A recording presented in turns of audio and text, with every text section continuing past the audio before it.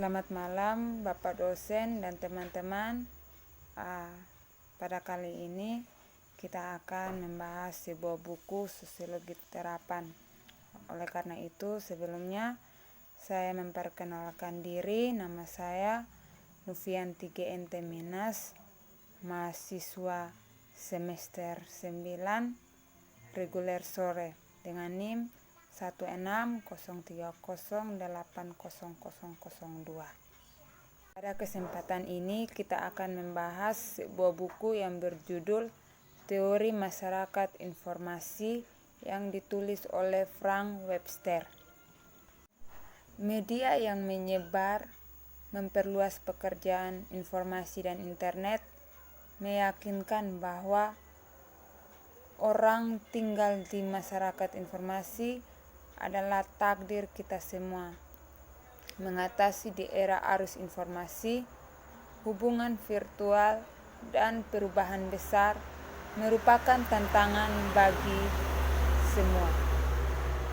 Dalam Theory of the Information Society, Frank Webster berusaha memahami ledakan informasi yang mengacu pada masyarakat informasi dan secara kritis dan pasca perang utama pendekatan untuk pengembangan informasi teknologi itu berdampak pada masyarakat atau politik untuk mengubah cara kita.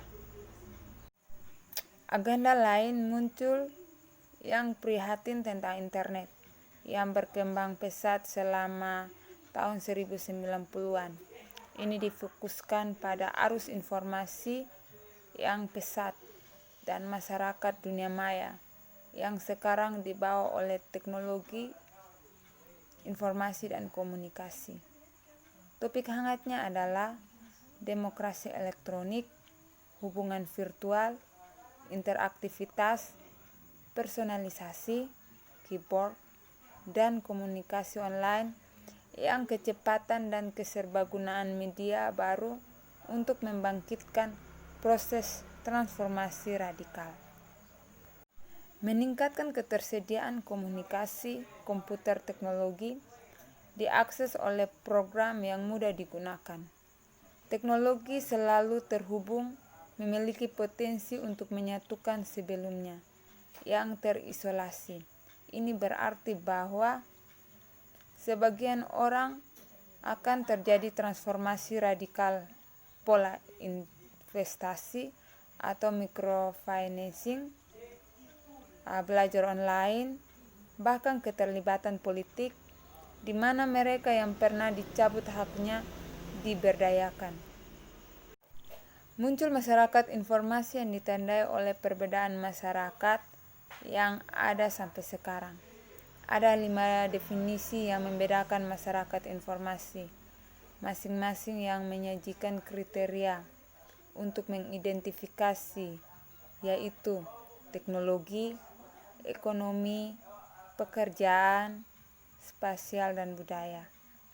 Teknologi baru adalah satu indikator baru yang paling terlihat dan karena sering dianggap sebagai sinyal kedatangan informasi masyarakat. Teknologi tentu menyita perhatian komentator, memiliki bervariasi dari waktu ke waktu. Beberapa sudah ketinggalan zaman karena teknologi yang unggul. Pada tahun 1986, Theodore Roosevelt memberikan wawasan tentang paradoks, menekankan pada pentingnya membedakan informasi secara kualitatif, yang membedakan antara fenomena sebagai data, pengetahuan, pengalaman, dan kebijaksanaan. Hal yang menakjubkan bagi Roosevelt adalah bersama dengan ukuran kuantitatif informasi muncul pernyataan bahwa lebih banyak informasi sangat membentuk kehidupan sosial. Telah menghasilkan statistik mengagumkan tentang aktivitas informasi dengan menggabungkan jenis perbedaan kualitatif yang dibuat dalam kehidupan sehari-hari. Ahli teori masyarakat informasi kemudian menegaskan bahwa tren ini berubah secara kualitatif sepanjang hidup kita. Bagi Rox, ini adalah mitologi informasi. Ide serupa lebih mendasar dari Rorschach. Bagi masyarakat, dia menyatakan bahwa masyarakat informasi teoritis membalikkan prioritas ini pada saat yang sama, menyeludupkan gagasan palsu bahwa lebih banyak informasi secara fundamental, mengubah masyarakat setempat. Akhirnya, meskipun budaya pada dasarnya tentang makna, seperti sangat mencolok bahwa dengan perayaan non-referensi karakter simbol oleh peminat postmodernisme yang memiliki kesesuaian dengan teori komunikasi dan pendekatan ekonomi terhadap informasi. Yang paling penting adalah bahwa para ahli teori information society memiliki makna dari konsep informasi yang menghasilkan kualitatif, mengukur pertumbuhannya, kemudian menyimpulkan bahwa nilai ekonomi meningkat, skala pembuatannya, atau hanya jumlah simbol yang berputar-putar, masyarakat harus menghadapi perubahan yang sangat berarti.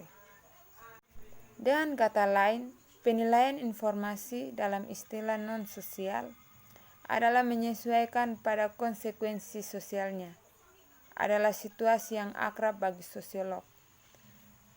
Dia menemukan bahwa fenomena jauh dari masyarakat dalam perkembangannya, terutama teknologi dan sains, tetapi sosial yang paling penting konsekuensinya, sebagai analisis perubahan sosial, menurut Walker tahun 1985.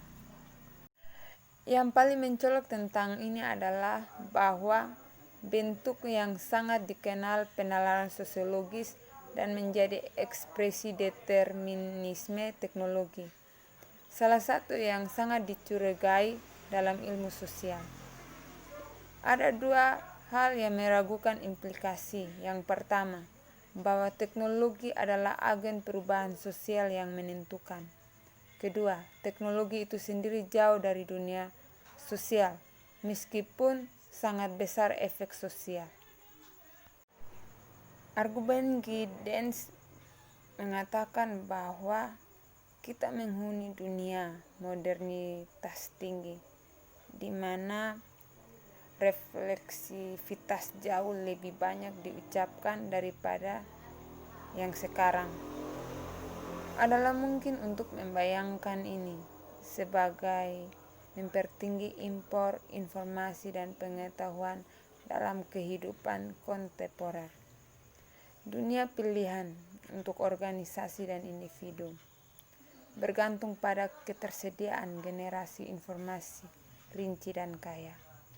Tidak dapat disangkal, informasi dan pengetahuan dan semua sistem teknologi yang menyertai ledakan informasi telah berkembang secara kuantitatif, dapat juga dengan mudah diakui bahwa telah menjadi sentral dalam kehidupan sehari-hari, perilaku hidup dalam masyarakat kontemporer. Bentuk yang sangat dikenal penalaran sosiologis yang menjadi ekspresi determinisme teknologi, salah satu yang sangat dicurigai dalam ilmu sosial. Ada dua implikasi yang diragukan bahwa satu, teknologi adalah agen perubahan sosial yang menentukan. Kedua, teknologi itu sendiri jauh dari dunia sosial meskipun mereka sangat besar efeknya. Daniel Bell dan Alvin Toffler berusaha meyakinkan bahwa kita sedang bergerak ke dalam tipe masyarakat baru. Kedatangan masyarakat informasi, kebanyakan pemikir mengakui perubahan, tetapi menekankan pada mutasi kapitalisme. Dengan demikian, menggarisbawahi bahwa praktek dan prinsip yang sudah dikenal tetap berlaku, meskipun informasi telah memainkan peran inti dalam memastikan kontinuitas kapitalisme dalam abad ke-21. Perkembangan ini seiring dengan globalisasi pasar melontarkan informasional dalam masalah ke depan. Karena bagaimana lagi strategi pasar dan manufaktur di seluruh dunia? Apakah fasilitas diatur sesuai dengan layanan informasi yang canggih? Bahwa globalisasi produksi juga mendorong tumbuhnya apa yang disampaikan oleh Dickens pada tahun 1992 disebut sebagai aktivitas sirkulasi yang berhubungan bagian dari sistem produksi bersama-sama. Artinya, sebuah kondisi esensial dari globalisasi produksi adalah globalisasi layanan informasi seperti periklanan, perbankan, asuransi dan konsultasi layanan yang menyediakan infrastruktur global yang muncul, menurut Dickens pada tahun 1992. Elemen utama dari infrastruktur informasional. Yang pertama, penyebaran dan perluasan layanan di seluruh dunia, seperti perbankan, keuangan, asuransi, dan periklanan adalah komponen paling penting dari globalisasi. Kedua, globalisasi membutuhkan konstruksi dan jika perlu peningkatan teknologi komputer dan komunikasi.